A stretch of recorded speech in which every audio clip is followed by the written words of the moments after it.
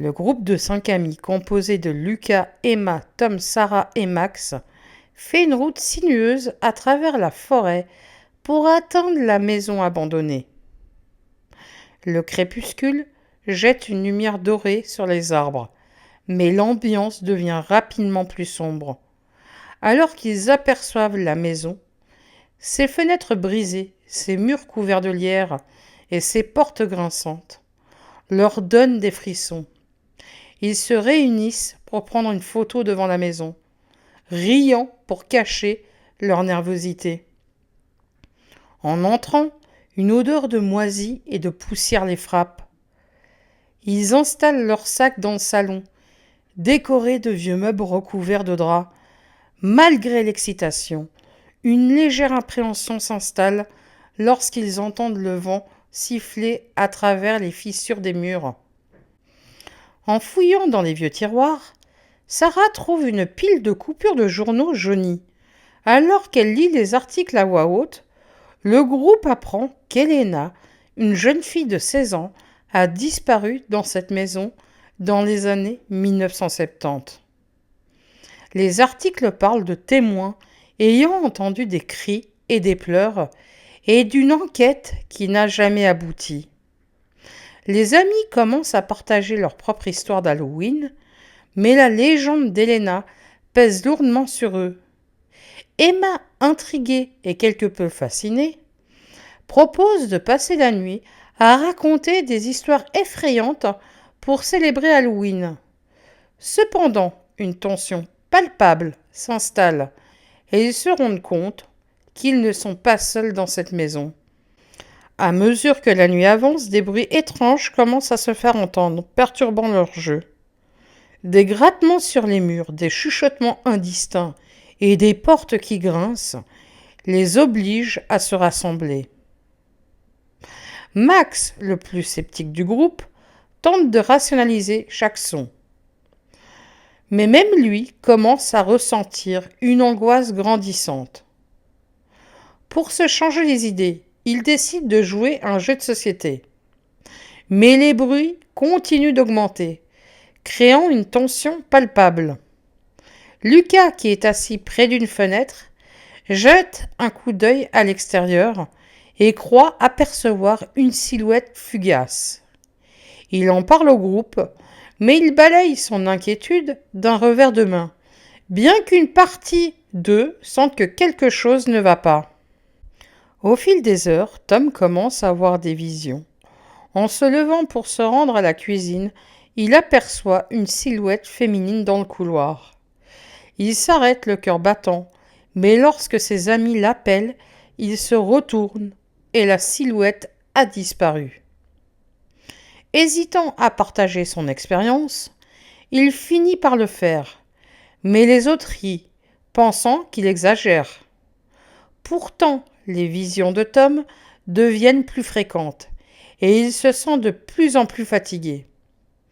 Une nuit, alors qu'il essaie de dormir, il est réveillé par un murmure doux et apaisant qui l'appelle. Il se lève et suit la voix, mais il se retrouve seul dans le couloir sombre, son cœur battant à tout rompre. En fouillant dans une pièce poussiéreuse, il découvre un vieux journal. Les pages sont jaunies et fragiles, mais les mots d'Elena sont vivants.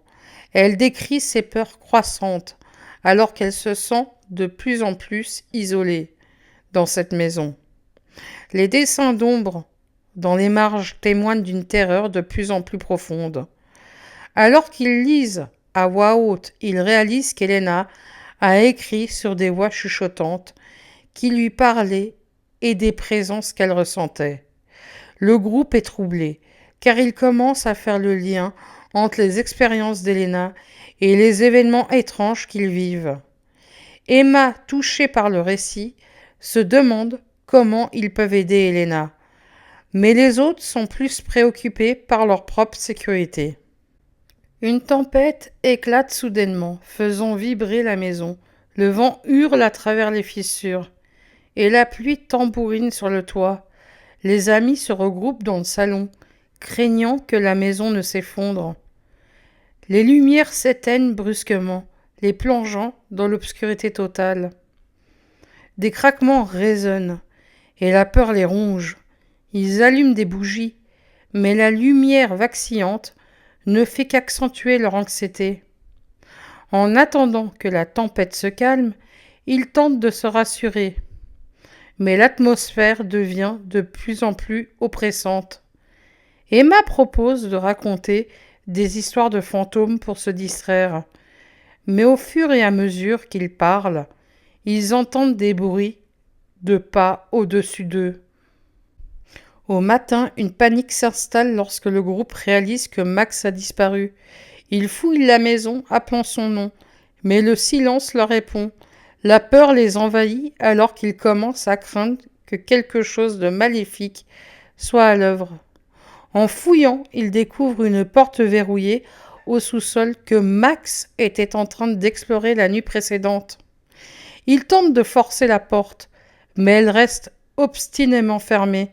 Chaque minute qui passe renforce leur angoisse, et ils commencent à se méfier les uns des autres, se demandant si Max a été victime d'un esprit malveillant. Alors qu'ils continuent leur recherche, des murmures commencent à résonner dans l'air, appelant chacun d'eux par leur nom. Les voix semblent s'intensifier, et chaque ami ressent une présence oppressante. Sarah, en particulier, entend une voix douce et réconfortante qui l'appelle. Elle est à la fois attirée et terrifiée, incapable de déterminer si elle doit répondre ou fuir. Les amis se regroupent à nouveau, partageant leur expérience.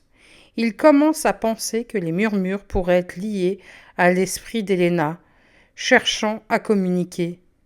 Cela les pousse à se demander s'ils devraient essayer d'entrer en contact avec elle pour découvrir ce qui s'est passé. En continuant leur exploration, ils découvrent une pièce secrète derrière une bibliothèque. À l'intérieur, des symboles occultes sont peints sur les murs, et des objets rituels sont disposés sur une table. La pièce dégage une énergie sombre et oppressante. Ils réalisent que la maison a été utilisée pour des rituels sombres impliquant des sacrifices humains. Le groupe commence à paniquer, craignant pour leur vie.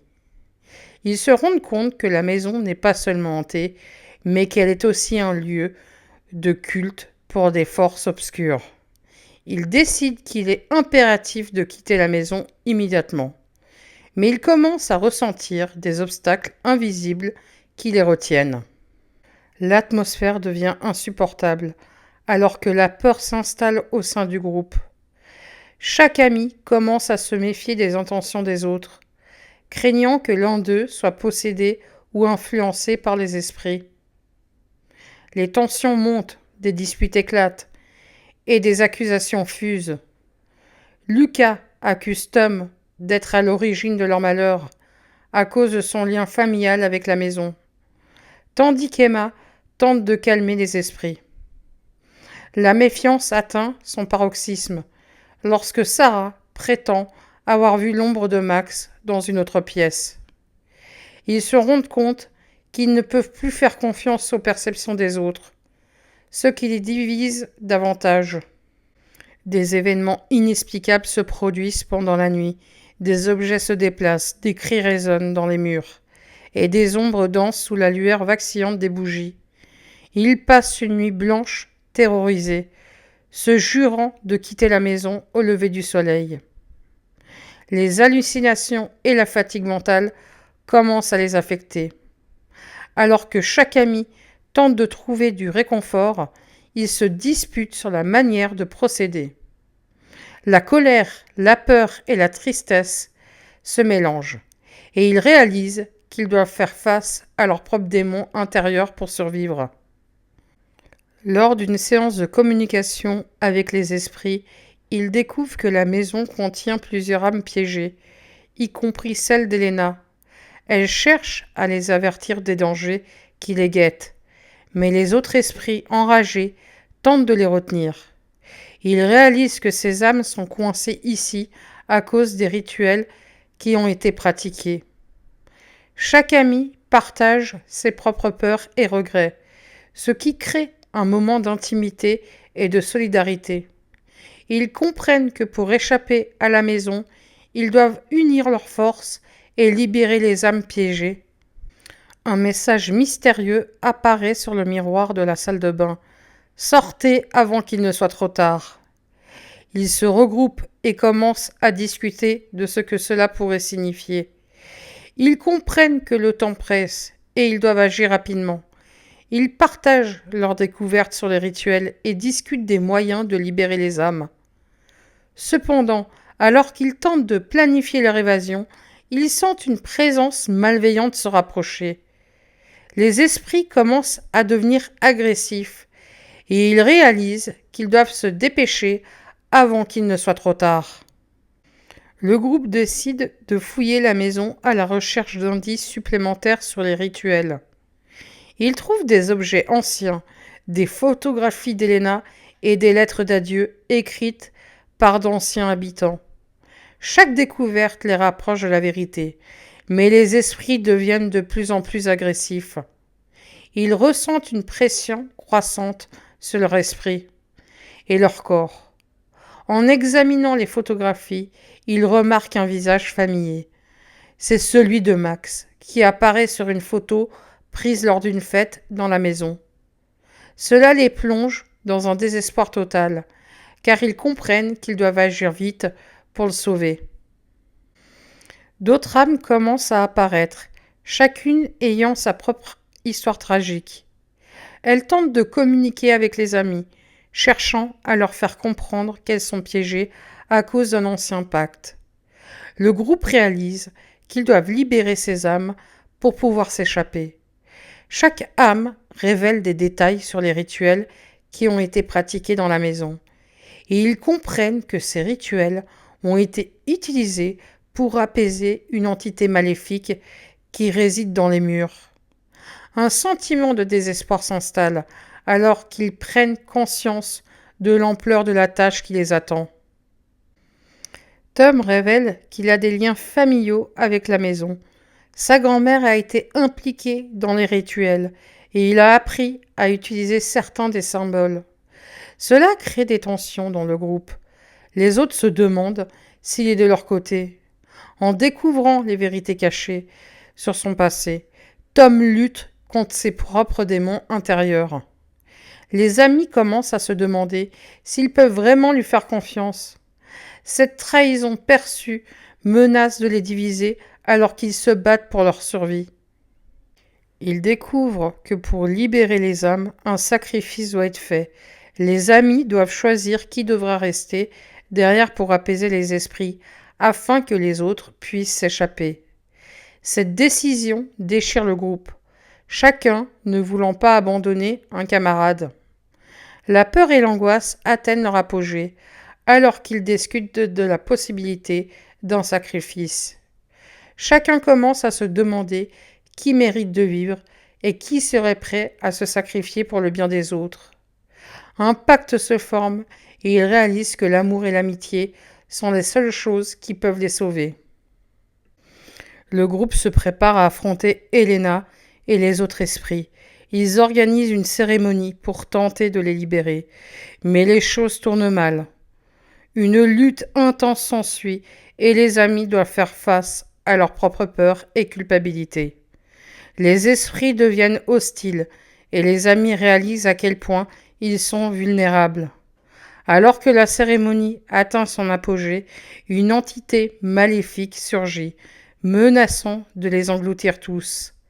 Les amis doivent faire preuve de courage et d'unité pour surmonter cette épreuve et libérer les âmes piégées. Dans le chaos, les amis mettent en œuvre un plan désespéré pour fuir la maison. Ils se précipitent vers la sortie, mais les esprits tentent de les retenir.